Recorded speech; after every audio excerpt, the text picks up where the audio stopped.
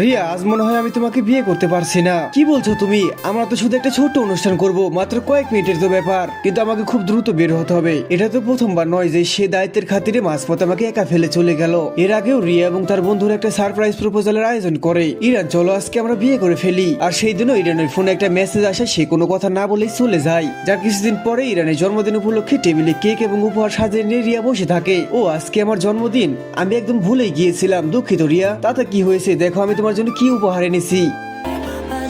দাঁড়াও ইরান, অন্তত এক চামচ কেক খেয়ে যাও, আমি তোমার জন্য অনেক কষ্ট করে বানিয়েছি। সময় নেই রিয়া, দেরি হয়ে যাচ্ছে। রিয়া, ইরান বারবার তোমাকে একা ফেলে যাচ্ছে, তুমি ঠিক আছো তো? আসলে ওর পেশাটাই এমন, আমি অনেক আগে এটা মেনে নিয়েছি। আর তখনই রিয়ার ফোনে ইরানের একটা মেসেজ আসে। রিয়া, তুমি এখানে কেন এসেছো? এটা তোমার আসার জায়গা না, তাড়াতাড়ি যাও। ইরান, তোমার সাথে আমার কিছু কথা আছে। 5 বছর আগে তুমি হাসপাতালে আমার জীবন বাঁচিয়েছিলে। তুমি একজন ডাক্তার, তাই তোমাকে নিয়ে আমি গর্বিত। তবে আমার হবু স্বামী হিসেবে নিজের খেয়াল রেখো। রিয়া, বাড়িতে গিয়ে আমার জন্য অপেক্ষা করো। গিয়ে আজকে আমরা রেজিস্ট্রেশন করব।